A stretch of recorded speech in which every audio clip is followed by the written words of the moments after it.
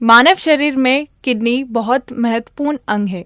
शरीर को सरल रूप से चलाने के लिए किडनी का बहुत बड़ा योगदान रहता है। आजकल के समय में जीवन शैली के बदलते प्रभावों को देखते हुए लोगों में पहले की तुलना में ज़्यादा किडनी की सभी समस्याएं पनपने लगी है। ऐसे लोग आज ये जानना चाहते हैं कि किडनी फेल्यूर यानी किडनी खराब होने के लक्षण, कारण और चरण क्या होते हैं। अगर आप उन समस्याओं को शुरू होने से पहले ही पहचान लेते हैं तो उनका सामना करना और किडनी की खराबी का इलाज भी सरल हो जाता है। अगर आपके मन में भी किडनी खराब होने को लेकर कोई शक या शंका है तो आज इस इंटरव्यू के माध्यम से बेहतर पता चल जाएगा। तो आज हमारे साथ है डॉक्टर मनीषा साहब, professor head nephrology, Osmania hospital, president of Hyderabad kidney forum, council member international society of nephrology और vice president women in nephrology, और ये एडिटर जनरल ऑफ ट्रांसप्लांट है और ये 13 गोल्ड मेडलिस्ट है ये। And good morning ma'am, a very pleasure to meet you here today. Good morning, Myra. Pleasure is mine. It's really wonderful to be here. Oh that's so great ma'am. India में जितने cases हम diabetic के देखते हैं और blood pressure के देखते हैं, ये सब कॉमन दिखता है, बट 1.3 बिलियन पीपल को इसका आइडिया है कि हमें यानी किसी भी रिलेटिव्स या फ्रेंड्स में कोई भी कंप्लेन करते हैं कि उनको डायबिटिक है, डायबिटिक की हिस्ट्री है, बट ये सब लोगों को ये पता नहीं है कि किडनी के भी बहुत सारे रिलेटेड प्रॉब्लम्स होते हैं और किडनी प्रॉब्लम्स इस हद तक होते हैं कि उनको इनिशियल स्टेजेस में इसका पता भी नहीं होता है एंड वो उतना सोचने के लिए टाइम भी नहीं निकालते कि किडनी प्रॉब्लम्स उतना इफेक्ट करते हैं बोल के।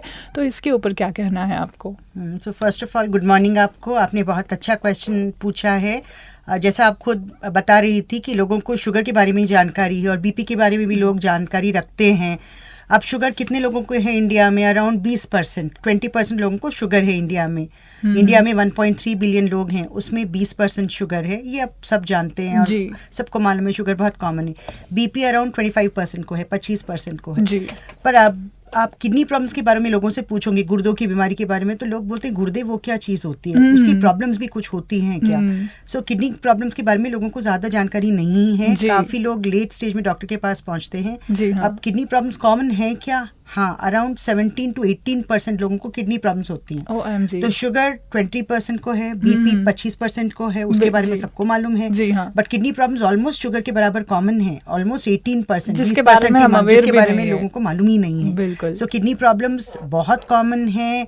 गुर्दे की बीमारियां काफ़ी लोगों को इफेक्ट करती हैं और ट्रीटमेंट भी काफ़ी महंगा है और छोटी छोटी चीज़ों से किडनी प्रॉब्लम होती है, जिसके बारे में अगर जानकारी रखें तो काफ़ी हद तक किडनी प्रॉब्लम से बचा जा सकता है। अच्छा, सो ये क्वेश्चन बहुत रेलेवेंट है। किडनी प्रॉब्लम्स बहुत कॉमन है। जी हाँ। एंड उसी के साथ अगर हम डायबिटीज़ भी देखते हैं तो कई छोटे उम्र से भी डायबिटिक हो जाते हैं और उसके केसेस भी हम देखते हैं, यानी ये कॉमन हो चुका है। बट अगर हम किडनी के प्रॉब्लम की बात करते हैं तो वो लाइक कौन से इनिशियल स्टेजेस, लाइक कौन से एज से ये फेमिलियर है?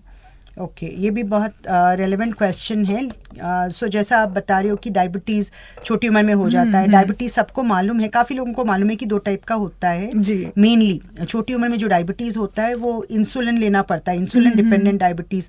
उनको वैसे बच्चों को ज़िंदगी भर इंसुलिन पे ही डिपेंडेंट रहना पड़ता है। जैसे क्रिकेटर वसीम अकरम है, उसको भी वही टाइप 1 डायबिटीज़ है। और दूसरा डायबिटीज़ टाइप 2 होता है, जो 90% लोगों को डायबिटीज़ जो होता है वो टाइप 2 होता है, जिसमें थोड़ा उम्र होने के बाद होता है, मोटापे की वजह से होता है, लाइफस्टाइल की वजह से होता है। उसमें थोड़े लोगों को इंसुलिन लेना पड़ता है अगर कंट्रोल नहीं है तो, नहीं तो काफ़ी लोगों को गोलियों पे भी मैनेज किया जा सकता है। तो डायबिटीज़ के ये 2 रहते हैं, टाइप 1 छोटी उम्र में, टाइप 2 बड़ी उम्र में। अब किडनी प्रॉब्लम्स लोग जनरली समझते हैं कि बड़ी उम्र में होते हैं, छोटे बच्चों में किडनी प्रॉब्लम्स नहीं होते, बट ये सोचना भी गलत है, क्योंकि kidney problems day of birth, जिस दिन से बच्चा पैदा होता है तब से भी हो सकते हैं। कई लोगों को बच्चा जब मदर के वूम में रहता है उस टाइम से भी किडनी प्रॉब्लम्स डायग्नोज होते हैं। कई बार लेडीज़ अल्ट्रासाउंड के लिए जाती है जब प्रेगनेंसी में, तो तभी पता चल जाता है कि किडनी पे सूजन है, किडनी प्रॉब्लम्स। सो बोलने का ये मतलब है कि बच्चों से लेकर बड़ों से लेकर बूढ़ों तक सब उम्र में किडनी प्रॉब्लम्स होते हैं। कोई भी उम्र किडनी प्रॉब्लम से अछूती नहीं है। सो ये सोच के कि ये तो बच्चा है, इस उम्र में किडनी प्रॉब्लम्स नहीं हो सकते, ये सोचना बिल्कुल गलत है। सो अगर कोई डाउट है या कोई भी यूरिन रिलेटेड प्रॉब्लम है तो ज़रूर, बच्चा हो या बड़ा या बूढ़ा, किडनी के लिए चेक जरूर कराना चाहिए। बिल्कुल, ये नहीं सोचना चाहिए कि हाँ ये एज में नहीं होता, काइंड ऑफ। करेक्ट जी। तो एनी एज तो जैसे कि हम लाइफस्टाइल के बारे में भी अगर बात करें तो ऑब्वियसली लाइक शुगर या लाइक डायबिटिक या फिर blood pressure, obviously diabetic mainly हमारे लाइफस्टाइल और फूड इंटेक पे डिपेंड करता है। तो ऐसा है क्या किडनी रिलेटेड में प्रॉब्लम्स में भी? हाँ, तो किडनी रिलेटेड प्रॉब्लम्स के कारण क्या है? मेनली डायबिटीज़ और बीपी ही किडनी रिलेटेड प्रॉब्लम्स के मेन कारण हैं। किडनी फेलियर का मेन कारण इंडिया में क्या है? फर्स्ट नंबर कारण इज़ डायबिटीज़। दूसरे नंबर का कारण थोड़े पेन किलर्स का यूज़ है, बीपी है, स्टोन्स हैं, ये और कारण है किडनी फेलियर के इंडिया में। इसके सिवाय पेस्टिसाइड्स, हर्बिसाइड्स जो कई बार वेजिटेबल्स में डालते हैं और हम ठीक से धोते नहीं हैं और पका के खा लेते हैं, वो उनकी वजह से भी किडनी प्रॉब्लम हो सकता है। और कई बार बिना पूछे, बिना एक्सपर्ट की एडवाइस लिए आयुर्वेदिक या हर्बल मेडिसिन, वो भी रेलेवेंट डॉक्टर से पूछ के ही लेनी चाहिए। सो बिना किसी के एडवाइस के अगर कोई भी आप मेडिसिन खाओगे तो वो मेडिसिन भी पॉइजन बन जाती है। सो किडनी प्रॉब्लम्स के मेन कारण हैं इंडिया में sugar, BP, stones, pain killers और over the counter use of medicine. बिना पूछे कोई भी दवा, एलोपैथिक, हर्बल या आयुर्वेदिक, बिना पूछे, बिना इंडिकेशन के, बिना एक्सपर्ट ओपिनियन के खा लेना गलत है। इसके साथ साथ ये गर्मी के महीनों में डिहाइड्रेशन की वजह से भी काफ़ी किडनी प्रॉब्लम्स होते हैं। ये किडनी प्रॉब्लम्स जनरली शुगर या बीपी की वजह से आए तो ज़िंदगी भर रहते हैं, बिकॉज शुगर की बीमारी भी ज़िंदगी भर रहती है, बीपी की बीमारी भी ज़िंदगी भर रहती है। और कोई पेन किलर ज़िंदगी भर जॉइंट्स के पेन के लिए, जनरली लेडीज़ खाती हैं जॉइंट के पेन के लिए, पेन किलर्स खाती हैं और खाती चली जाती हैं। सो अगर आप लॉन्ग टर्म कोई भी यूज़ करोगे तो इससे जो किडनी प्रॉब्लम्स होते हैं वो परमानेंट होते हैं। उनको बोलते हैं CKD, chronic kidney disease. Chronic मतलब परमानेंट, हमेशा रहने वाले हैं। दूसरे टाइप की किडनी प्रॉब्लम्स होते हैं टेम्पररी, उनको बोलते हैं एक्यूट किडनी इंजरी। सो एक्यूट क्यों होते हैं? जैसे कोई इन्फेक्शन हुआ, उससे किडनी फेलियर हो गया, फिर इन्फेक्शन ठीक हो गया तो किडनी फेलियर भी ठीक हो जाता है। सो जैसे मलेरिया की वजह से केसेस आते हैं हमारे पास, डेंगू फीवर की वजह से केसेस आते हैं, लेप्टोस्पायरा बोल के एक और इन्फेक्शन होता है उसकी वजह से केसेस आते हैं।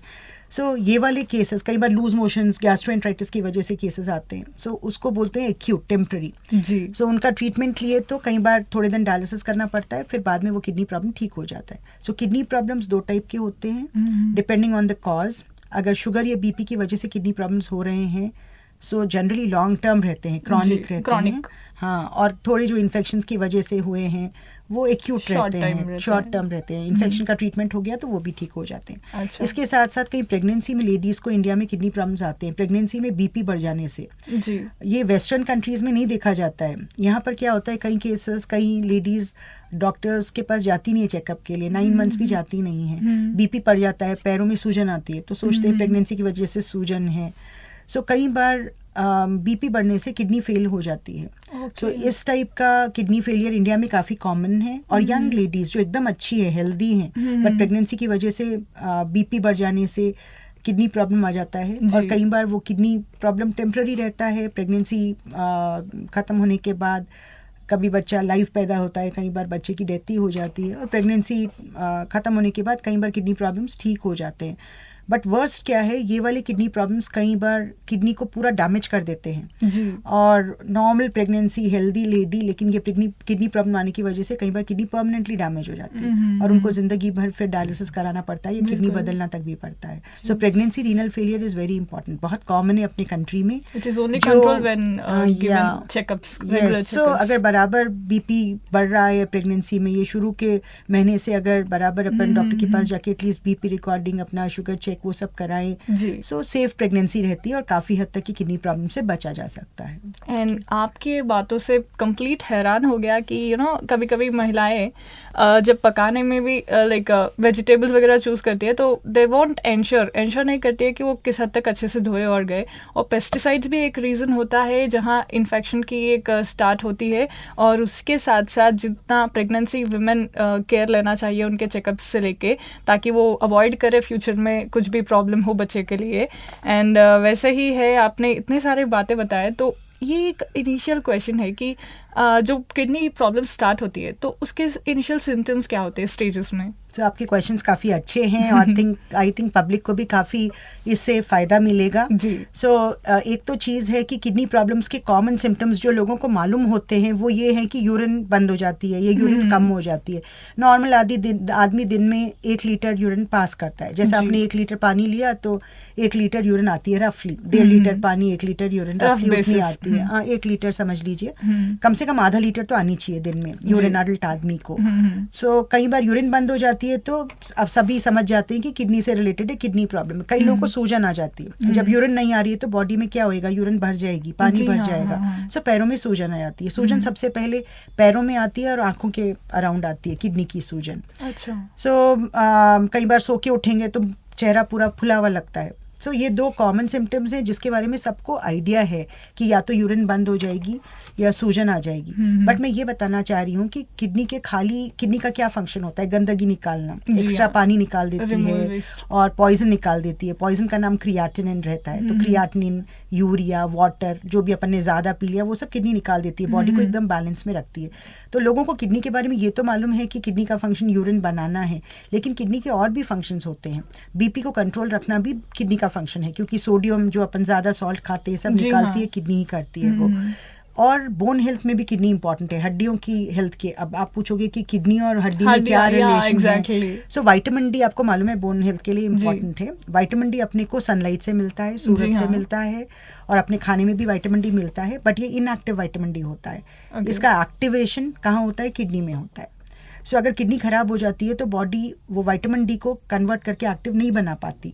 सो विटामिन डी की डेफिशिएंसी की वजह से फिर क्या होएगा, फ्रैक्चर्स होते हैं, हड्डियों में दर्द होता है, फ्रैक्चर्स होते हैं। सो लोगों को इसके बारे में जानकारी नहीं है कि हड्डियों का दर्द भी किडनी प्रॉब्लम का एक लक्षण हो सकता है, एक सिम्टम हो सकता है। हमें तो ये पता था कि कैल्शियम की कमी की वजह से। करेक्ट। तो कैल्शियम, आप विटामिन डी भी सुने होंगे, calcium, vitamin D. So calcium का अब्जॉर्प्शन होने के लिए विटामिन डी जरूरी है जी। अब विटामिन डी जैसा मैं बताई आपको सूरज से मिलता है, खाने पीने में थोड़ा विटामिन डी जाता है, लेकिन वो इनएक्टिव रहता है। उसको एक्टिवेट कहाँ करता है, बॉडी किडनी में करता है। सो जो विटामिन डी आप कितना भी खा लो, किलो भी खा लो, जब वो अगर एक्टिवेट ही नहीं हो रहा है तो क्या फायदा। सो उसकी वजह से क्या हो जाता है कि बॉडी में कैल्शियम भी कम हो जाता है, क्योंकि विटामिन डी कम हो गया है, एक्टिव विटामिन डी नहीं है। उसकी वजह से क्या होता है, बोन पेन्स शुरू होते हैं और फ्रैक्चर्स हो जाते हैं, सीवियर स्टेजेस में फ्रैक्चर्स भी हो जाते हैं। दूसरा, बच्चों में कहीं आप देखोगे हाथ पैर टेढ़े हो जाते हैं, रिकेट्स बोलते हैं उसको। तो हाथ पैर टेढ़े, चलना नहीं आ रहा। सो लोग जनरली क्या होता है, हड्डियों के डॉक्टर के पास जाते हैं, कैल्शियम खाते हैं, विटामिन डी खाते हैं, कई बार ऑपरेशन भी करा लेते हैं। लेकिन काफ़ी बच्चों में हड्डियों का टेढ़ापन किडनी की वजह से होता है, क्योंकि विटामिन डी की कमी होती है। विटामिन डी की डेफिशिएंसी के लिए होता है ये। यस, बट विटामिन डी की डेफिशिएंसी क्या है, खाने में डेफिशिएंसी नहीं है, बट जो आप खा रहे हो वो एक्टिव ही नहीं हो रहा है, तो वो भी एक तरह की डेफिशिएंसी ही होती है। सो बच्चों में अगर हाथ पैर टेढ़े हैं तो किडनी की प्रॉब्लम्स के बारे में सोचना चाहिए।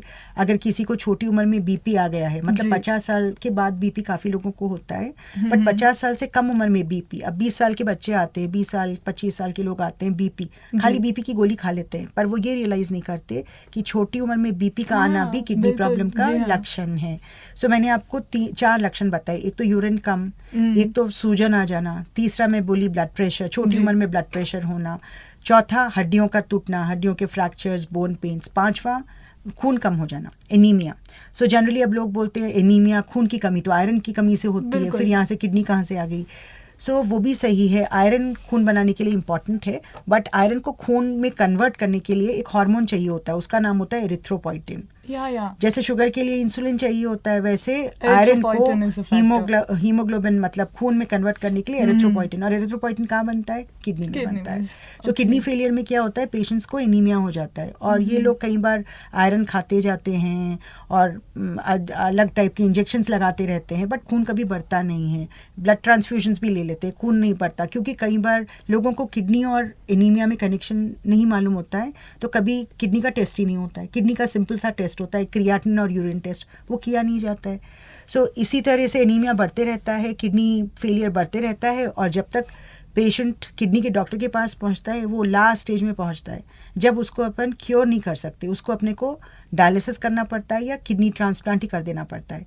अगर अर्ली स्टेजेस में ये मालूम हो गया होता, अगर किसी ने उनका क्रियाटिनिन का टेस्ट और यूरिन का टेस्ट किया होता शुरू में, अगर किसी का बीपी है, यंग एज में बीपी आ गया है, एनीमिया जो ठीक नहीं हो रहा, फ्रैक्चर्स हो रहे हैं, हाथ पैर टेढ़े हैं, सूजन आ रही है, तो ये कंडीशंस में अगर किडनी का टेस्ट किया होता सो ये हालत नहीं होती थी, किडनी एंड स्टेज में नहीं जाती थी और अपन तभी से उसको प्रिकॉशंस लेके बचा सकते थे। सो किडनी फेलियर के ये सारे सिम्टम्स हैं। इसके साथ साथ भूख नहीं लगना और उल्टियां होना, वो भी किडनी फेलियर के सिम्टम्स हैं। और टायर्डनेस, काम ही नहीं हो रहा है, थके थके लग रहे हैं, वो भी किडनी फेलियर के सिम्टम्स हैं। ब्रीदिंग प्रॉब्लम्स, सो बॉडी में पॉइजन भर जाने से, लंग्स में पॉइजन भर जाने से और पानी भर जाने से ब्रीदिंग प्रॉब्लम शुरू हो जाती है, दम चढ़ना शुरू हो जाता है। सो किडनी प्रॉब्लम इसलिए इम्पोर्टेंट है क्योंकि सिम्टम्स किडनी से रिलेटेड नहीं भी रह सकते हैं। पेशेंट दम से आएगा तो लोग समझते हैं लंग का प्रॉब्लम और हमें लगता भी नहीं है ना कि किडनी से ही कुछ होगा। सो अगर दम से आएगा तो लोग समझते हैं हार्ट का प्रॉब्लम है या फिर लंग्स का प्रॉब्लम है, कोई किडनी के बारे में सोचता ही नहीं है। सिमिलरली अब किसी को उल्टी हो रही है या भूख नहीं लग रही है तो लोग समझते हैं पेट का प्रॉब्लम है। सो मैं ये बोलना चाह रही हूँ कि किडनी क्या है, फिल्टर है बॉडी का। किडनी फेल होने से पॉइजन पूरी बॉडी में जमा हो जाता है, तो हर ऑर्गन सिस्टम इफेक्ट हो जाता है, चाहे सर,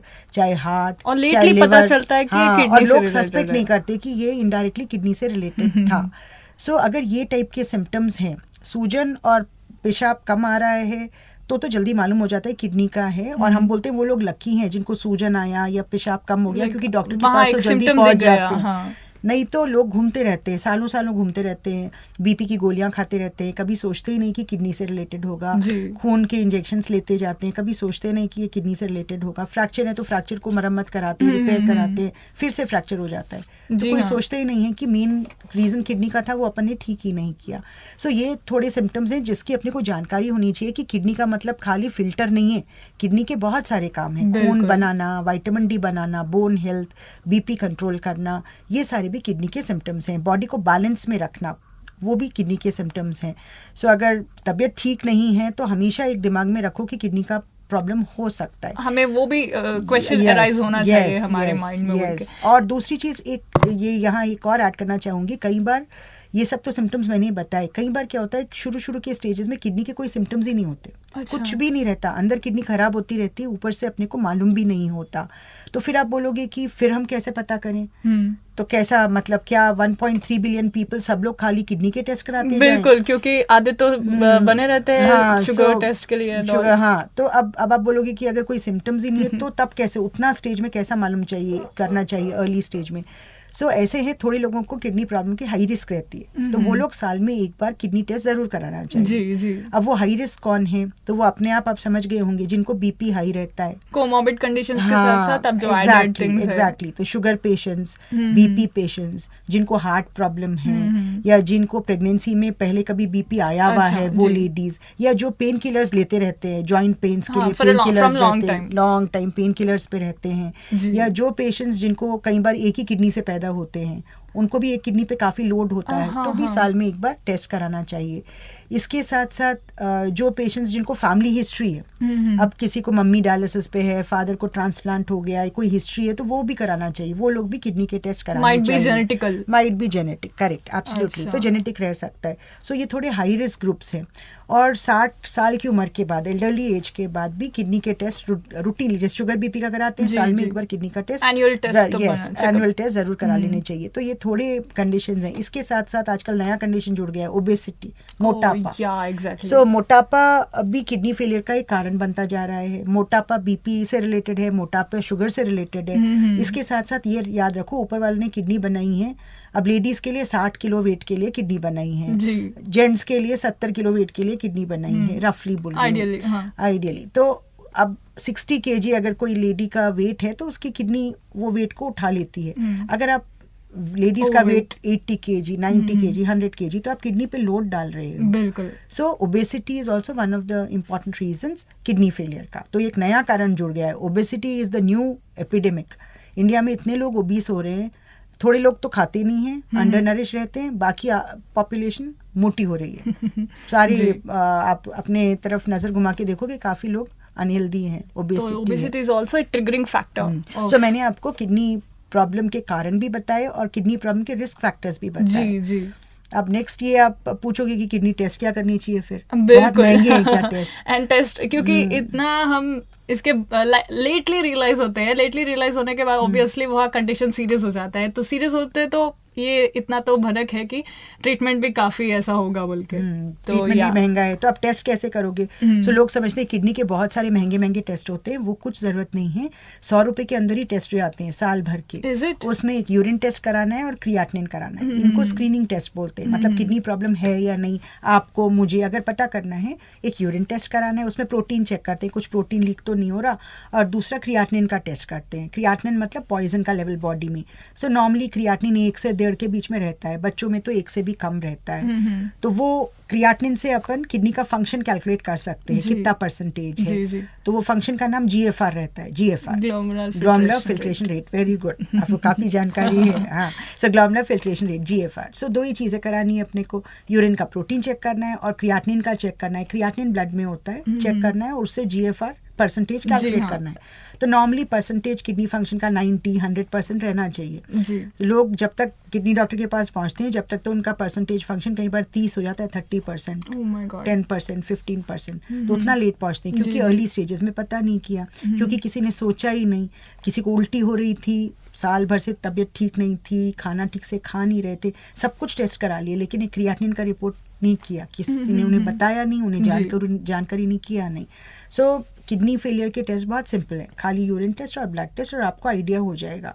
तो जो लोगों को ये रिस्क फैक्टर्स जो मैंने बताए, sugar, BP, overweight, family history, comorbid conditions, साल में एक बार ये टेस्ट कराने में क्या जाता है? 100 रुपये अपने ऊपर खर्च करना तो बनता है। बिल्कुल। सो यूरिन टेस्ट और क्रियाटिनिन टेस्ट साल में एक बार जरूर करा लेने चाहिए। अब जिनको इसमें कोई प्रॉब्लम निकले तो आगे टेस्ट होते हैं, स्कैनिंग होता है, पता चलना चाहिए कि कंडीशन क्या है। हाँ, तो ये स्क्रीनिंग टेस्ट हमेशा करानी चाहिए। जैसे आप अपना बीपी चेक कराओ साल में एक बार, अपना शुगर चेक कराते हो, उसके साथ साथ जिन लोगों को ये सारे प्रॉब्लम्स हैं वो टेस्ट जरूर कराना चाहिए। कई बाहर के देशों में सारे लोगों को रेगुलरली करते हैं चेक, लेकिन यहाँ पर सारे लोगों को न भी कर पाए, 1.3 बिलियन कोई मजाक नहीं है, तो उनको पूरों को न ही भी कर पाए, तो जो भी रिस्क वाले हैं उनको कर लेना बहुत ज़रूरी है। That's important. तो क्रियाटिन के बारे में जैसे हम बात कर रहे थे, तो one of my friend, I guess कि एक हमारी फ्रेंड का क्रियाटिन कुछ बढ़ रहा था, तो उसका कुछ कंफ्यूजन था। लाइक बहुत सारे क्रियाटिन जिसका बढ़ता है उनका भी यही क्वेश्चन होता है कि वो सॉल्ट इनटेक कम करे या फिर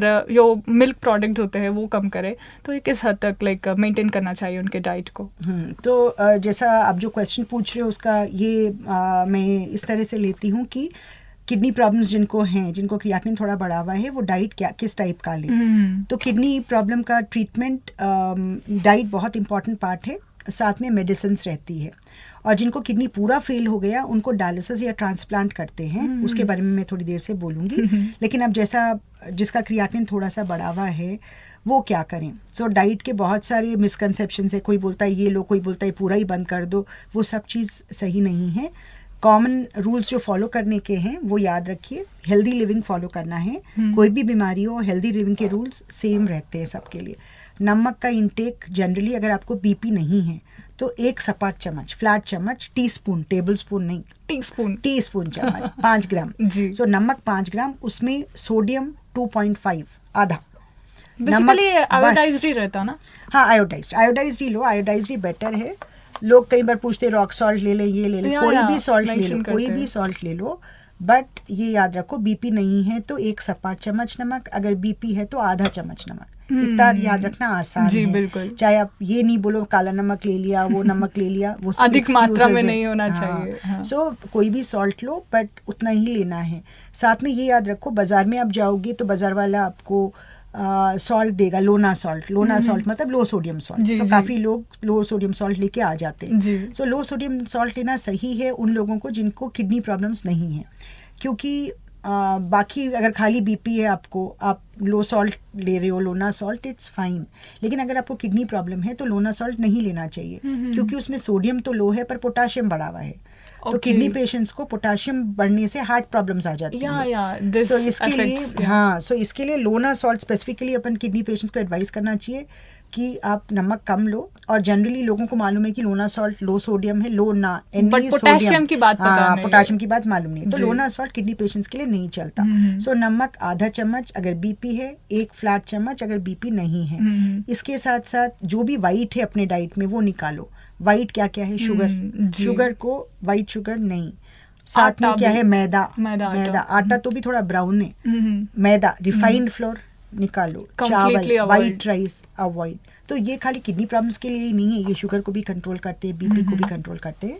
सो अगर लेना है तो बिल्कुल लिमिटेड लेना है, नहीं तो रिड्यूस करो। सो अब लोग बोलते हैं कार्ब्स ही बंद कर देना चाहिए, कार्बोहाइड्रेट्स पूरे बंद कर देना चाहिए, फैट्स पूरे बंद कर देना चाहिए। सब बंद कर देंगे तो खाएंगे क्या? ऐसा भी नहीं है। सो कार्ब्स का मतलब जैसे आप आटे की रोटी खाओ, मैदा मत खाओ, आटा ले लो। चावल ले रहे हो तो ब्राउन राइस लो कभी, और वाइट राइस ले रहे हो थोड़ा अमाउंट कम कर दो। साथ में अब जैसा आप ये लेना चाह रहे हो शक्कर थोड़ा अवॉइड करके शुगर सब्स्टिट्यूट्स ले सकते हो, नहीं तो हनी ले सकते हो। तो ओवरऑल थोड़ा, और ब्राउन शुगर भी ले सकते हो, वो सब थोड़ा रिप्लेस कर सकते हो डाइट में। तो अपने को जिंदगी का मज़ा ख़त्म नहीं करना है, आप आराम से खाना का मॉडरेशन इज़ द की। सो आप रोटी खा सकते हो, अगर ब्राउन राइस खाओ, दाल खा सकते हो। अब हाई प्रोटीन डाइट, बहुत high protein diet kidney patients के लिए अच्छा नहीं रहता है जी हाँ। बट बहुत हाई प्रोटीन का डाइट का मतलब क्या है? लोग, हम ये जब बोलते हैं तो किडनी प्रॉब्लम वाले पेशेंट्स पूरा प्रोटीन ही बंद कर देते हैं, वो भी सही नहीं है। आपको नॉर्मली जैसा एक आदमी को, जैसे 60 किलो का आदमी है तो 60 ग्राम प्रोटीन दिन का ज़रूरत पड़ता है। किडनी में 60 ग्राम के बजाय थोड़ा कम देते हैं, 50 ग्राम तक देते हैं। सो किडनी पेशेंट्स में अब पेशेंट को आप क्या बोलोगे कितना प्रोटीन खाओ? तो ये बोलना कि आप प्लांट प्रोटीन्स पूरा खा सकते हो, दाल खाओ, राजमा खाओ, वो सब आप खा सकते हो, सारा प्लांट प्रोटीन खाओ। एनिमल प्रोटीन मना करते हैं, मतलब रेड मीट मना करते हैं। तो रेड मीट के अंदर फास्फोरस रहता है, पोटाशियम रहता है, वो किडनी को प्रॉब्लम करता है, और बहुत हाई प्रोटीन रहता है, which is not recommended for kidney patients. And same goes with alcohol I guess. Absolutely. तो अल्कोहल भी मना करते हैं। रेड वाइन ओके बोलते हैं हार्ट के लिए, बट उसका ये मतलब नहीं कि उसका एडिक्शन करके बहुत ज़्यादा आप अल्कोहल लो। स्मोकिंग इज़ बिल्कुल बैंड, और ये रूल सब में अप्लाई करते हैं।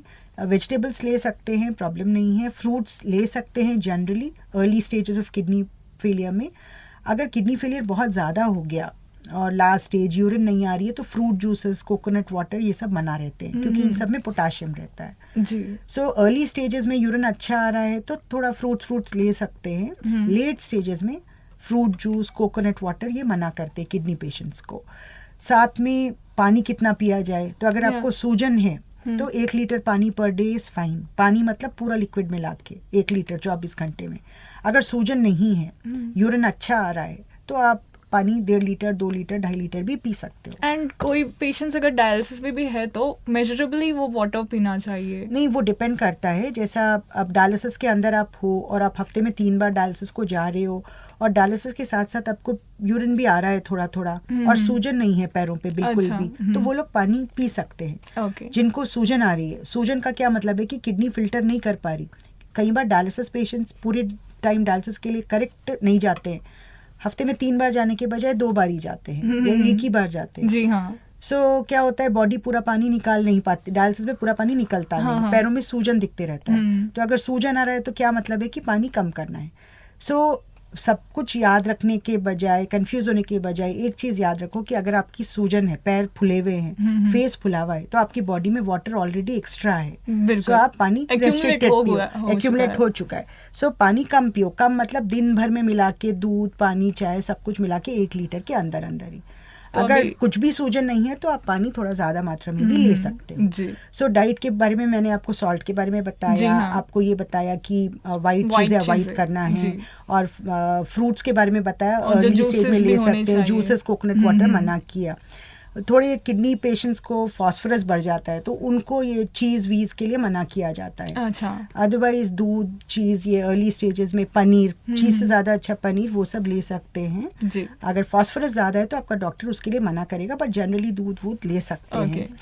अब तेल कितना लिया जाए, तो लोग क्या बताते हैं हमको कि सफोला ले रहे हैं मैडम, सनफ्लावर ले रहे हैं, हम तो अच्छा लेते हैं सफोला सनफ्लावर। कितना लेते हैं? घर में कितने जने? 5 लोग हैं, महीने को कितना तेल? 15 लीटर का कैन, बहुत कम लेते हैं। सो 15 लीटर का कैन 5 जनों के लिए, मतलब एक एक जना कितना ले रहा है? 3 लीटर पर मंथ। कितना लेना चाहिए? आधा लीटर पर पर्सन पर मंथ।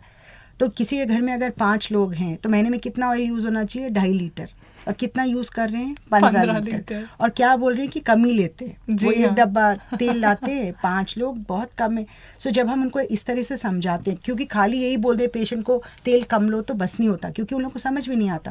अपने को समझाना पड़ता है कि हर आदमी को तो मैं हर पेशेंट से क्वेश्चन जरूर पूछती हूँ कि तेल कितना लेते हैं। और मेरे को आज तक कोई ऐसी फैमिली नहीं मिली जो 5 लीटर 5 लोगों के लिए 2.5 लीटर लेते हैं, कोई नहीं। सबका रूटीन आंसर रहता है एक एक जने को कम से कम 2 से 3 लीटर तेल महीने को लगता है। और सब क्या सोचते हैं, अगर सफोला ले लिया तो खत्म, आराम हो गया। वैसा नहीं है, कॉम्बिनेशन ऑफ ऑयल्स लेना चाहिए। सनफ्लावर भी लो, थोड़ा मस्टर्ड भी लो, अगर राइस ब्रान लेना है राइस ब्रान भी लो, सारे मिला के नहीं, थोड़े दिन ये थोड़े दिन वो, ऐसा अलग अलग करके ले सकते हैं। बट क्वांटिटी इंपॉर्टेंट है, उतना ही ऑयल रसोई में ला के रखो, ऐसा उलटना नहीं चाहिए। स्प्रे करना चाहिए या चमचे से डालना चाहिए। ये बहुत अच्छा आइडिया है। ये ऐसा करके फायदा नहीं है, समझ में नहीं आता। और वो रोगन देखना छोड़ देना, जो हैदराबाद में बहुत कॉमन है, वो छोड़ देना। जी हाँ, ये बहुत नेसेसरी है। तो डाइट बहुत इंपॉर्टेंट है किडनी कंट्रोल पेशेंट्स के लिए करना, क्योंकि जो भी आप खाओगे वो कहाँ से निकलता है? बाहर किडनी के थ्रू ही निकलता है। सो किडनी को हर चीज इफेक्ट कर देती है। थोड़ा टेस्ट पे कॉम्प्रोमाइज होना चाहिए, डाइट पे वो थोड़े दिन के बाद आदत हो जाती है। एक बार आप वो टेस्ट में आ जाओगे तो थोड़े दिन के बाद वही टेस्ट आपको अच्छा लगने लगेगा।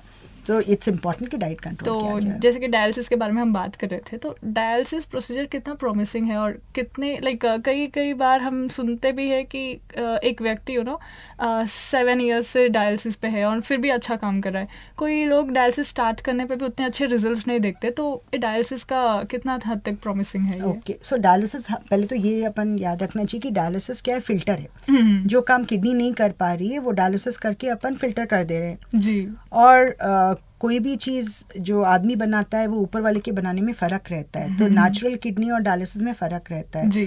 ना। आपकी नेचुरल किडनी वो ब्लड का हार्मोन बनाती है, विटामिन डी वो सब बनाती है, बट डायलिसिस में वो सब नहीं होता। डायलिसिस पॉइजन को निकाल देता है, क्रियाटिनिन, यूरिया, उन सबको निकाल देता है। सो डायलिसिस का प्रोसीजर अच्छा ही है, अच्छा रहता है। डायलिसिस 2 टाइप का रहता है, एक ब्लड का डायलिसिस, हीमोडायलिसिस बोलते हैं, जो आप हॉस्पिटल में जाते हैं, मशीन में आपका ब्लड जाता है, क्लीन होके वापस जाता है, तो उसको हीमोडायलिसिस बोलते हैं। वो हीमोडायलिसिस हफ्ते में 3 बार करना पड़ता है, एक टाइम 4-4 घंटे। सो कितने घंटे हुए हफ्ते को? 12 घंटे, 4 + 4, सो 12 घंटे। किडनी कितने काम करती है? दिन का 24 घंटे। डायलिसिस कितना कर रहे हैं अपन? 12 आवर्स वीक में, किडनी 24 आवर्स डे में। सो डायलिसिस क्या है? फिल्टर है। अपन जितना लंबा टाइम किडनी काम कर सकती है उतना लंबा टाइम तो डायलिसिस नहीं कर पाते, पेशेंट को मशीन से तो नहीं लगा सकते। जी। सो 12 घंटे हफ्ते में डायलिसिस करते हैं, उसमें भी कई लोग 2 ही बार जाते हैं, मतलब 8 घंटे। सो अगर डायलिसिस ठीक से किया जाए तो लॉन्ग लाइफ भी पॉसिबल है डायलिसिस पे। उसके साथ साथ अपन ब्लड का हार्मोन इंजेक्शन लेना पड़ता है, एरिथ्रोपोइटिन का, विटामिन डी लेना पड़ता है, कैल्शियम लेना पड़ता है, बीपी की गोलियां लेनी पड़ती है, शुगर है तो शुगर के लिए इंसुलिन या गोलियां लेनी पड़ती है। सो डायलिसिस खाली करा लिया वो नहीं, डायलिसिस के साथ साथ डाइट भी करना है और ये सारी गोलियां भी लेनी है। कैल्शियम कम है तो कैल्शियम, फास्फोरस बढ़ा हुआ है तो उसको कंट्रोल करने की गोलियां। सो जनरली एक 5 से 6 गोलियां रहती है पेशेंट्स को, डायलिसिस पेशेंट्स को, वो बराबर, और इंजेक्शन लेते हैं एरिथ्रोपोइटिन का, वो फॉलो। सो अगर आप ये बराबर करते रहोगे तो डायलिसिस पे भी पेशेंट्स आजकल 20 साल 30 साल के पेशेंट्स भी रहते हैं हीमोडायलिसिस पे। दूसरा पेरिटोनियल डायलिसिस है, पेट का डायलिसिस बोलते हैं। जैसे बच्चे हैं छोटे छोटे, ब्लड का डायलिसिस नहीं करा सकते, उतनी छोटी छोटी मशीन्स वो सब अवेलेबल नहीं है, तो पेट का डायलिसिस करते हैं। उस पर भी पेशेंट घर पे ही कर सकता है, महीने को एक बार डॉक्टर के पास जाना पड़ता है। तो वो डायलिसिस भी इंडिया में अवेलेबल है और उस पर भी लोग अच्छे से ज़िंदा रह सकते हैं, अपना काम कर सकते हैं। कई लोग जाते हैं, काम करते हैं, अपना नॉर्मल ड्राइव करते हैं, डायलिसिस पे भी नॉर्मल ज़िंदगी पॉसिबल है। तो ये नहीं सोचना डायलिसिस शुरू हो गया तो मेरी लाइफ ही ख़त्म हो गई, वैसा नहीं। पॉजिटिव रहना चाहिए, डायलिसिस कराना चाहिए और अपना काम भी करना चाहिए। सो अगर आप डायलिसिस सही तरह से कराओगे, बीपी कंट्रोल करोगे, शुगर कंट्रोल करोगे, बराबर डाइट कंट्रोल करोगे, तो life is possible on dialysis also. But ये याद रखो कि डायलिसिस तो कई बार परमानेंट किडनी फेलियर में ज़िंदगी भर कराना पड़ता है, ट्रैवल करना, आना जाना, वो सब वो तब सब तो रहता बहुत है। दिक्कत होता है। हाँ, तो फैमिली को भी किसी को जाके बैठना पड़ता है। So best option kidney patients के लिए किडनी ट्रांसप्लांट है, किडनी चेंज करा लेना। सो किडनी चेंज करा लेना मतलब जो यंग एज के पेशेंट्स हैं उनको जनरली किडनी ट्रांसप्लांट करते हैं। गवर्नमेंट हॉस्पिटल्स में फ्री है। अब जैसे उस्मानिया में हम लोग फ्री ट्रांसप्लांट्स करते हैं। उस्मानिया में अब तक अराउंड 700 ट्रांसप्लांट्स हो चुके हैं, पूरे फ्री ही हुए हैं। सो ट्रांसप्लांट्स के लिए अब आप ये बोलोगे कि किडनी कहाँ से आएगी। सो किडनी या तो पेशेंट्स के रिलेटिव्स देते हैं, मम्मियाँ देती है, मदर फादर बहन भाई किडनी डोनेट करते हैं। तो ट्रांसप्लांट्स के लिए दोनों किडनी चेंज नहीं करते, एक ही किडनी। और पेशेंट की किडनी एक्चुअली निकालते नहीं है, उसको थर्ड किडनी लगा देते हैं। तो देने वाले को एक ही किडनी बचती है, पेशेंट को 3 किडनीज हो जाती है, क्योंकि 2 किडनीज तो काम नहीं कर रही है, उनको निकालते नहीं हैं, तीसरी किडनी थोड़ा नीचे लगाते हैं। सो किडनी ट्रांसप्लांट से लाइफ बिल्कुल नॉर्मल हो जाती है। हाँ, नीचे लगाते हैं सामने की तरफ। नॉर्मल किडनीज पीछे रहते हैं, ये सामने लगाते हैं। हाँ, तो अब मदर दे सकती है, फादर रिलेटिव्स दे सकते हैं। अब कई लोगों को डोनर्स नहीं रहते घर में, ब्लड ग्रुप मैचिंग नहीं रहता, नहीं तो डोनर्स कोई बीपी शुगर कोई प्रॉब्लम है, बहुत बड़ा अनकंट्रोल बीपी है, तो वो दे नहीं पाते। तो वो केसेस में अपन डेड बॉडी से भी ट्रांसप्लांट्स कर सकते हैं, जो इंडिया में काफ़ी हो रहे हैं। जीवन दान स्कीम बोल के तेलंगाना में, उसके अंडर एक्सीडेंट केसेस से, ब्रेन डेड केसेस से ट्रांसप्लांट करते हैं। तो वो भी उस्मानिया में भी होते हैं, हम लोग वो टाइप के ट्रांसप्लांट्स भी करते हैं।